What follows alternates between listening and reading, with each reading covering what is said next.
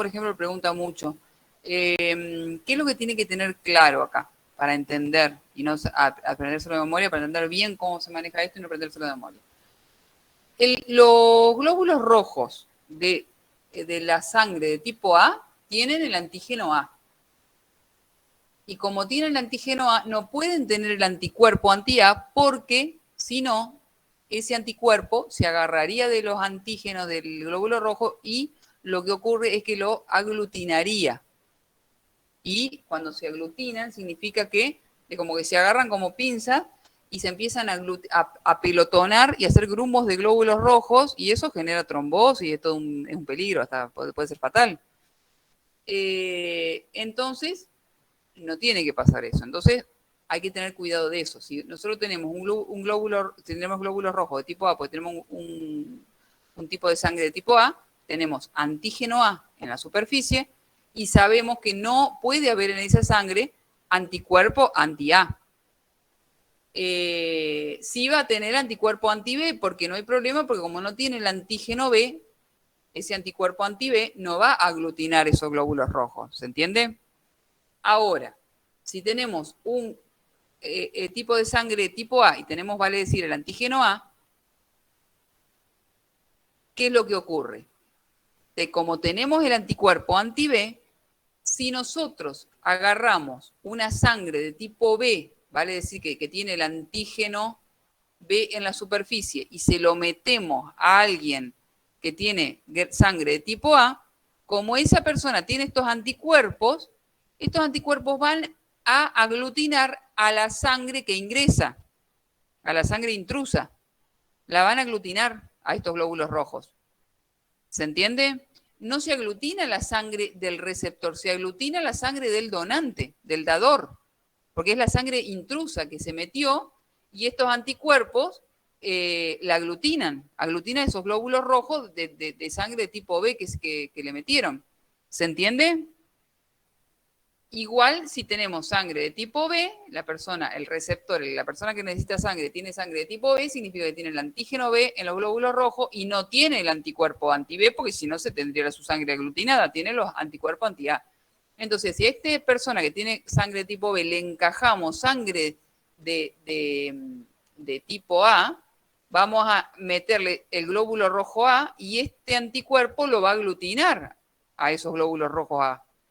¿Se entiende? Entonces la sangre que se aglutina es la intrusa. ¿Se entiende? Y es la que va a generar todos esos trombos y demás. ¿Se entiende? Si tenemos el grupo AB, tenemos los dos tipos de antígenos y eso hace que esa persona no tenga ningún anticuerpo. Pero si tenemos estos glóbulos rojos, que son grupo 0, que es los glóbulos rojos son peladitos, que no tienen antígeno, este grupo tiene todos los anticuerpos, anti-A y anti-B. Entonces están ahí esperando que le vayan a meter algún glóbulo rojo de otro tipo. Y ahí sonó, porque como están estos anticuerpos, si le metemos sangre de tipo A o tipo B o tipo AB, estos anticuerpos van a aglutinar a cualquiera de esas sangres. Entonces, cuando tenemos un grupo 0, esa persona va a tener que recibir sí o sí sangre C de tipo 0. ¿Se entiende?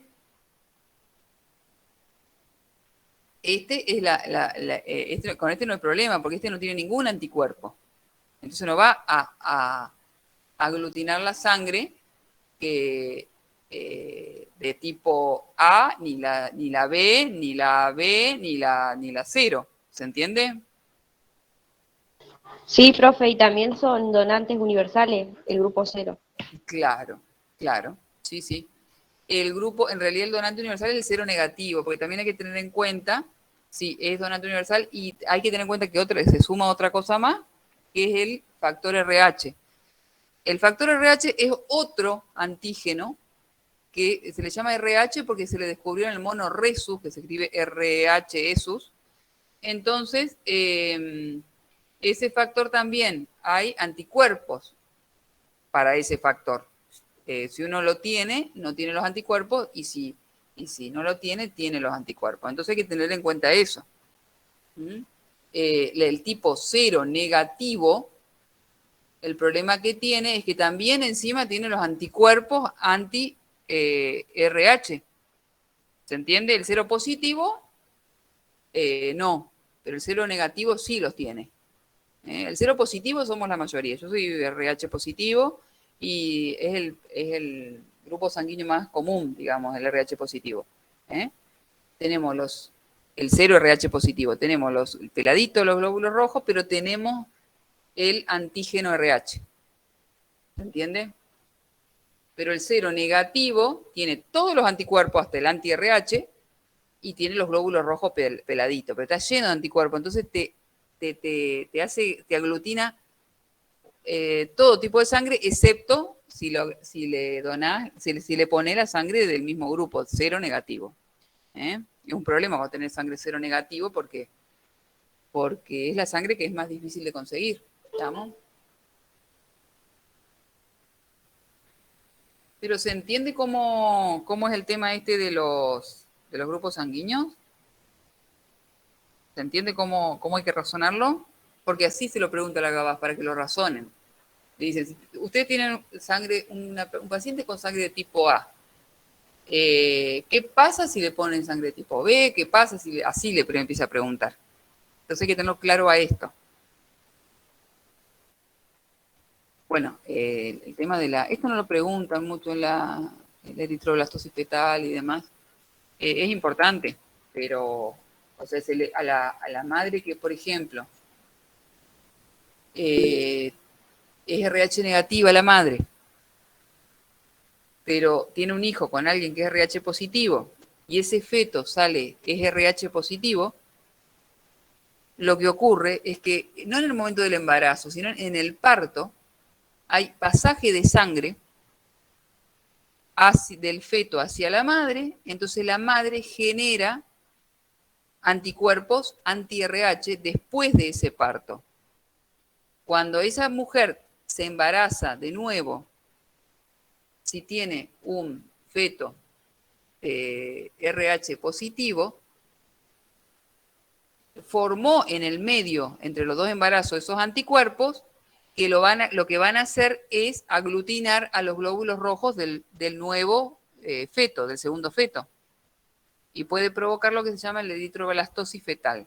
Entonces, para evitar eso, para evitar que esta mujer forme estos anticuerpos en el medio, es que obviamente que eso lo ven los ginecólogos, la investigan a la madre para darle la inmunoglobulina correspondiente para que no genere estos anticuerpos. Se la dan durante el embarazo y después del parto. Eso lo manejan los ginecólogos, como para evitar que en un segundo embarazo hagan una eritroblastosis fetal. ¿Está claro?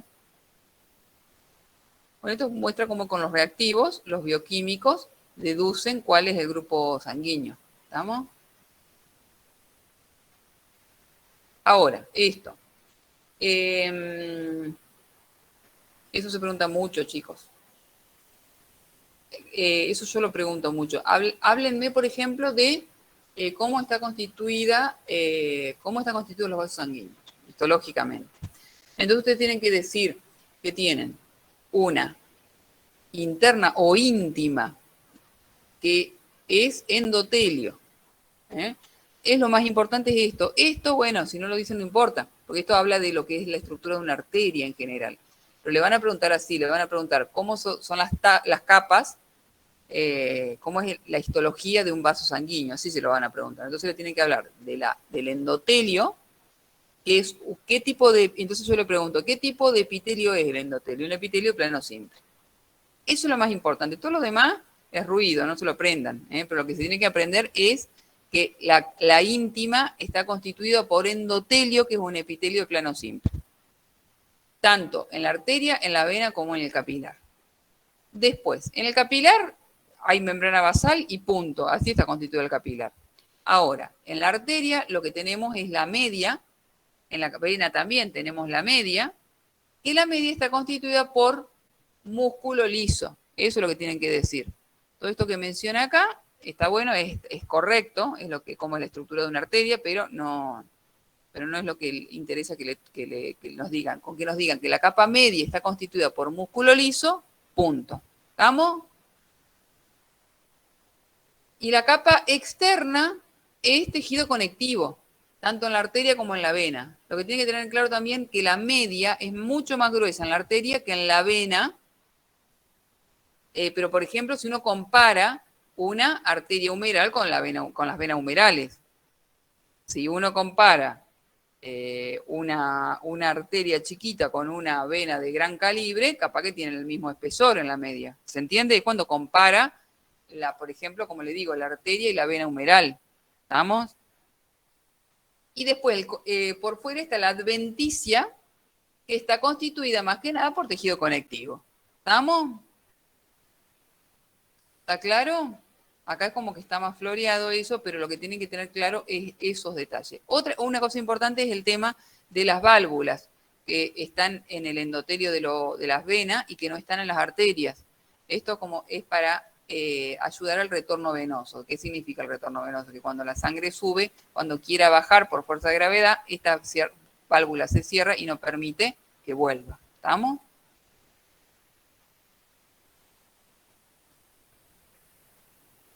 Tengan en cuenta que esto es la estructura de una arteria en realidad, por eso habla de la lámina elástica interna, en la vena no estaría eso. ¿Estamos?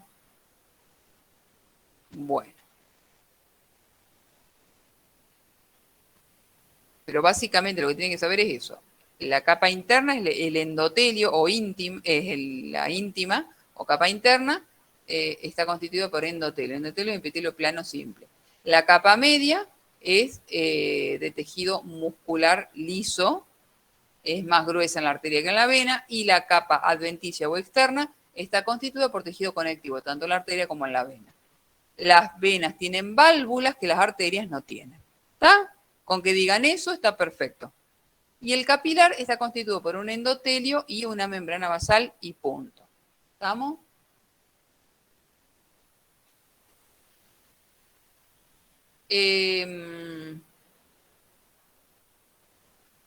Los tipos de vasos.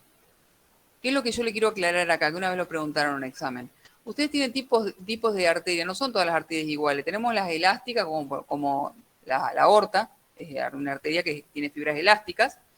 Acá tenemos un dibujo de una, ¿ven las fibras elásticas que tienen la lámina elástica interna y externa muy exacerbada? Tenemos un corto de una arteria elástica. ¿Estamos? Que se le llama también de conducción, el ejemplo es la aorta. Después se va bifurcando en las distintas ramas y nos encontramos con las arterias musculares, que son las que distribuyen la sangre en los distintos órganos. Esas arterias musculares son obviamente de menor calibre que las elásticas, son las que siguen. Y después vienen las arteriolas. Las arteriolas son los que se llama vaso de resistencia. Son las que están en la fórmula de presión arterial, que uno dice que la presión arterial es el volumen del minuto cardíaco por resistencia periférica total, y que la resistencia periférica total depende del diámetro de las arteriolas, no de las arterias, de las arteriolas. Estos son los que determinan la resistencia periférica total, o sea, la resistencia al paso de la sangre, y que determinan en definitiva la presión arterial. ¿Estamos? Depende de las arteriolas, eso lo han preguntado en los exámenes. Acuérdense que tenemos la metaarteriola, después de la arteriola, las metaarteriolas y las esfínteres precapilares, ¿se acuerdan? Acá está, la arteriola, metaarteriola, esfínteres precapilares, que son los que dicen que si se llena esto de sangre o no, o hace cortocircuito, pasa por acá y no se, según el uso que se le está dando a este órgano en ese momento. Si nosotros estamos digiriendo y estos son los vasos que hay en el intestino, obviamente que se van a abrir los esfínteres, se va a abrir la canillita acá, se va a dejar que se llene todo este lecho capilar para que se produzca la absorción de nutrientes y demás. Ahora, si nosotros estamos en un momento de estrés, esto va a ocurrir, que la sangre va a ir a los lechos capilares, ¿de dónde? Del corazón, del cerebro, para poder reaccionar rápido. Y esto es lo que va a pasar en el intestino, por ejemplo, en ese momento. Porque no se va a llenar de sangre, porque no necesitamos sangre, no vamos a estar comiendo en un momento de estrés. Después de las arteriolas vienen los capilares y después las vénulas. ¿Estamos? Esta es la secuencia. Dentro de las vénulas, después tenemos las venas, tenemos un sistema venoso profundo, que tienen válvula, tenemos un sistema venoso profundo, superficial, que eso vamos a hablar después. Pero acuérdense que dentro de la capilar, no todos los capilares son iguales. Tenemos capilares, por ejemplo, que los que están en el cerebro, que son que la pared es continua, que no tiene agujero, por decir así, porque forman parte de la barrera hematoencefálica, porque hay que cuidar que al cerebro no le entren los tóxicos que andan dando vuelta por la sangre. Igual, si son muy lipofílicos como los anestésicos, pasan. Pero es una barrera continua en los capilares del sistema nervioso central. En cambio, en los riñones, por ejemplo, hay capilares tipo fenestrado, que tienen agujeritos, que son los que están en los glomérulos. Y en el hígado o en la hipófisis hay este tipo de capilar, que tienen agujeros enormes, que permiten que haya gran intercambio. Estos son los sinusoides hepáticos, tienen esta forma. ¿Estamos?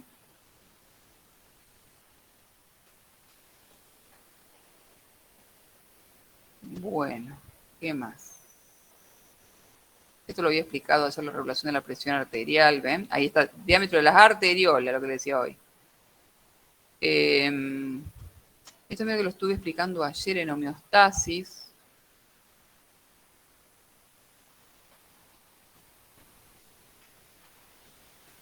Bueno, a ver, ¿qué más? Estoy pensando qué es lo que le pueden llegar a preguntar.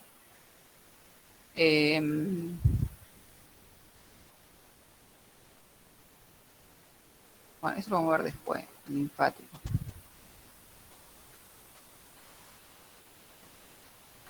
Esto lo tienen claro cómo es el sistema de regulación. Estos son los sistemas de regulación a corto plazo, que son mecanismos nerviosos, y estos son los que tienen que ver con la regulación a largo plazo, para lo que es la regulación de la presión arterial. Esto más o menos lo tienen claro ustedes, ¿no? Pues ayer por ahí estuvimos hablando de esto. Tengan en cuenta la fórmula de presión arterial, que es volumen minuto por resistencia periférica, y cómo tiene que tener claro cómo responde el organismo cuando se baja la presión, por ejemplo. Cuando baja la presión, trata de subir esto. ¿Y cómo lo sube? Aumentando el volumen sistólico y la frecuencia cardíaca, o aumentando aumentando la resistencia periférica total. Entonces, ¿qué es lo que hace?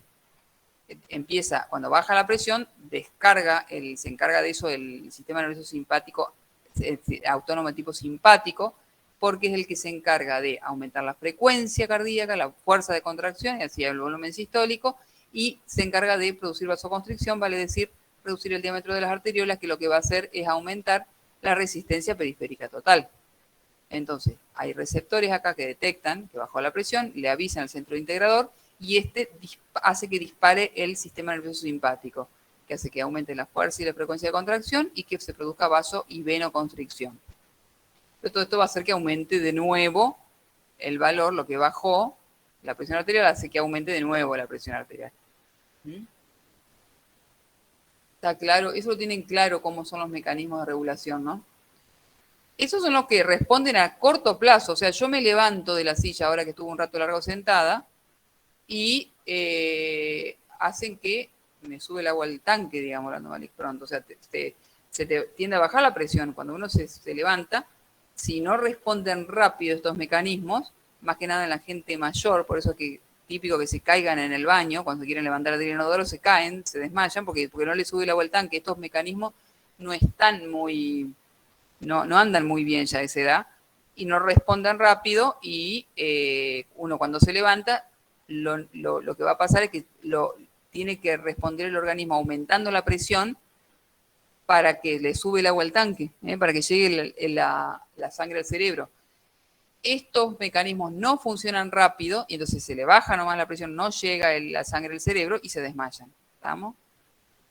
Y yo, sin ser demasiado vieja, estoy de edad término medio, pero me pasa que por ahí, si me estuve mucho tiempo sentada, me levanto, me mareo. ¿Estamos? Es un mecanismo, calculen, si es cuando yo me levanto, actúa todo esto, es un mecanismo a corto plazo, rapidísimo actúa, es un mecanismo de tipo nervioso.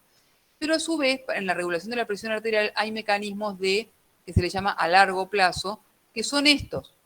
Cuando baja la presión arterial, eso es detectado por los riñones liberan una sustancia que se llama renina.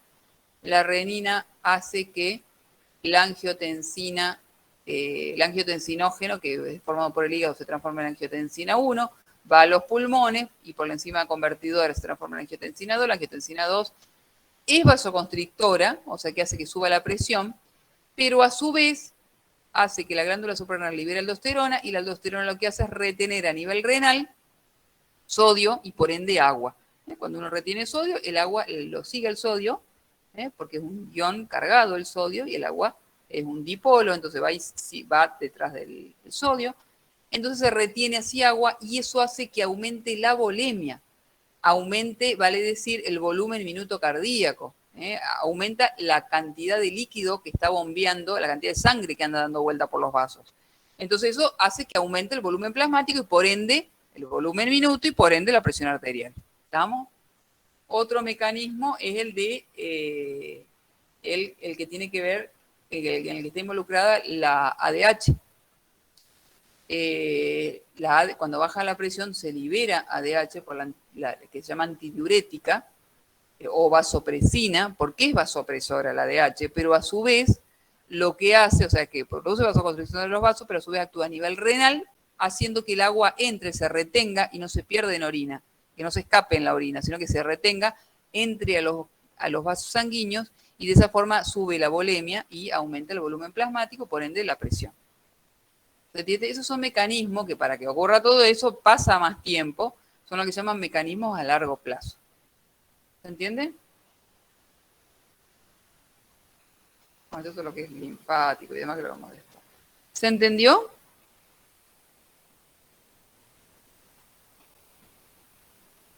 Chicos. Sí, profe. ¿Sí? Ujú. Bueno. Vamos a ver todo lo que es corazón. Vamos a ver qué es lo que pueden llegar a tomar. Esta es una cosa que parece para el jardín de infantes, lo que yo lo había hecho acá porque es muy simplificado. Después por ahí son de tomar más fino las profe. Esto como está explicado en el tórtora. Pero lo que sí está lindo explicado acá lo que es el mediastino. Eso por ahí le toman. ¿Qué es el mediastino? Eso lo tienen que tener claro, chicos. O en cuánto mide, cuánto pesa, eso lo dicen en todos los libros. El corazón está apoyado en el diafragma, se encuentra en la cavidad torácica, en el mediastino, eso lo tienen que tener claro. Y le van a preguntar, ¿y qué es el mediastino? El mediastino, y acá está la definición. ¿Desde dónde hasta dónde va? Va desde el esternón, de por adelante, del esternón hasta la columna que está detrás, desde la primera costilla y hacia abajo hasta el diafragma, eso de arriba abajo, y entre los pulmones. Eso es lo que se llama mediastino. ¿Estamos? Ese espacio. Y ahí está el corazón.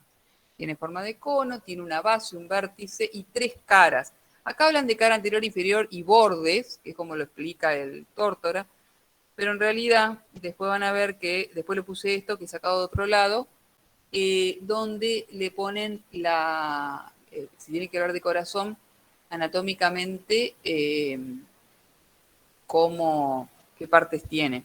Fíjense que tiene una punta, que está a la altura de la línea hemiclavicular, el quinto espacio intercostal, eso es lo que se llama en clínica choque de punta,